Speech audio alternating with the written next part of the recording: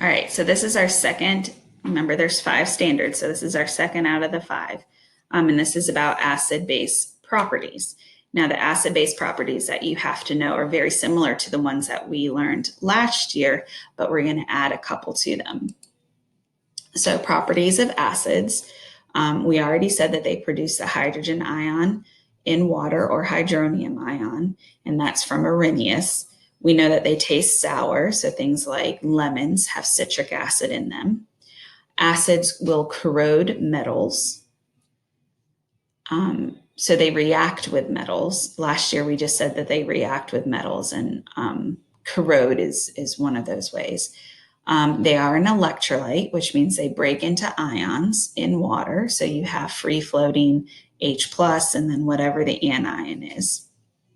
They react with base, specifically metal hydroxides, to form salt and water. So when we say metal hydroxides, it's usually groups 1 and 2, which is why the word alkali is in their group names. And then it will give us a salt, which is the ionic compound that's produced in water. So that's the double replacement that we wrote last year, our neutralization reactions. Now, they can also react with carbonates to form salt, water, and CO2, and we'll look at that in a few minutes. We've already said they can react with metals, and when they react with metals, they form salt, an ionic compound, and hydrogen gas. And we've seen that before in reactions when we collected the hydrogen gas in our udiometers. We were reacting metals with acid to form that hydrogen gas. Acids have a pH that's less than 7. And then we have 3 indicators that you have to know. Last year, we only looked at 2 of them. So that litmus paper, that piece of paper you can dip in that changes color, will be red if it's in an acid. Now, we use blue litmus paper to determine that. So blue litmus paper turning red is an acid. Phenolphthalein is that chemical indicator you can put into a solution. If it remains clear or colorless, that would be an acid.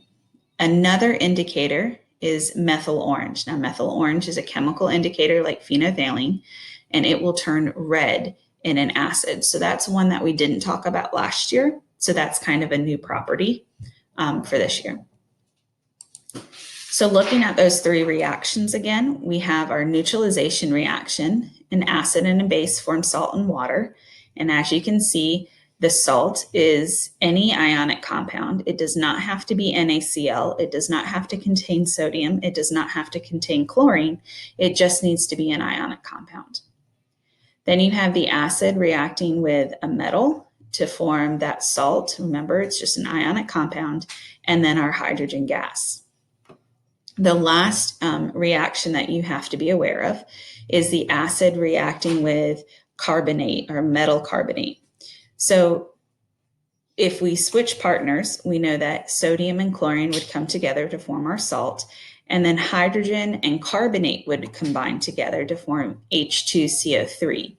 However, H2CO3 does not exist. Instead, that further decomposes into water and carbon dioxide. So that's why we don't see H2CO3, is because it doesn't actually exist. It will further break down into our other 2 components there. Naming acids, this is where some of you struggled and still kind of struggle with being able to go back and forth between the formula and the name of an acid. If the acid only contains 2 elements, you'll see that prefix hydro. If it contains 3 elements, which means there's a polyatomic, then you don't have the prefix hydro. And that's really how you tell the 2 of them apart. Now, for the polyatomic or the oxy acids, if the polyatomic ends in 8, it becomes ic, and then you add the word acid. If the polyatomic ends in ite, then you add us, and it becomes, and then the word acid.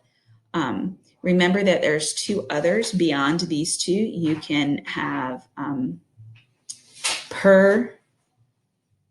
perchlorate, so it could be perchloric acid, or you could have the hypoite, and so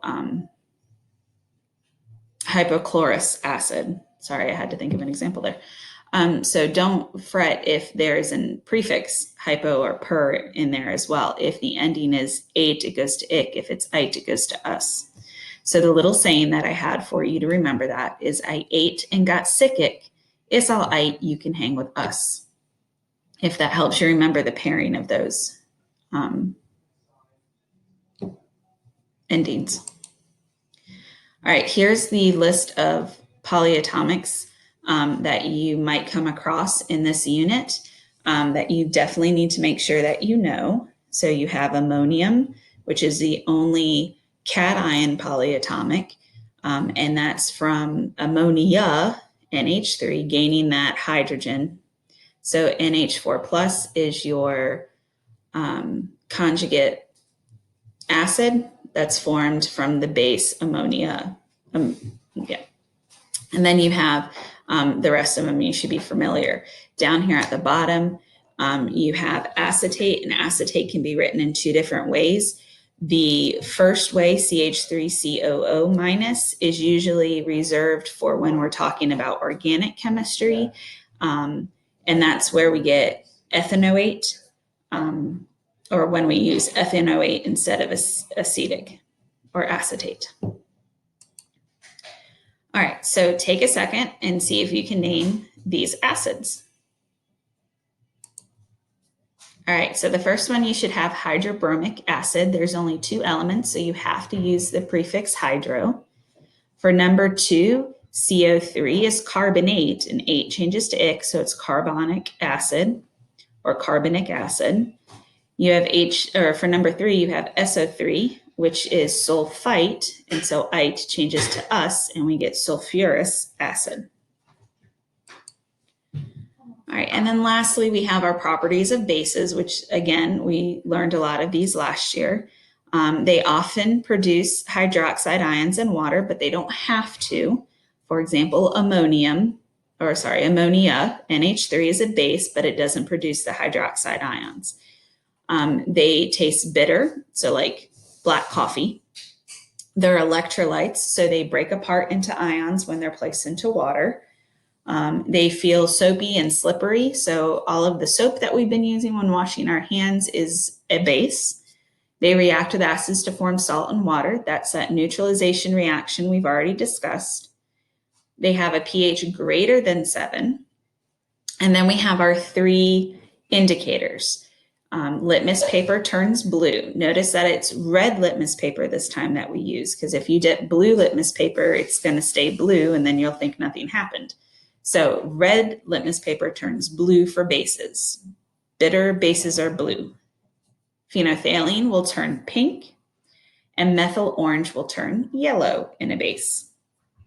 Now, again, remember, alkali is a base, and it can dissolve in water. It's usually your group 1 and 2 metals dissolving in water, metal hydroxides dissolving in water.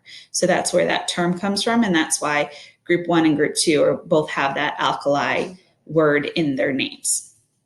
Let me know if you have any questions.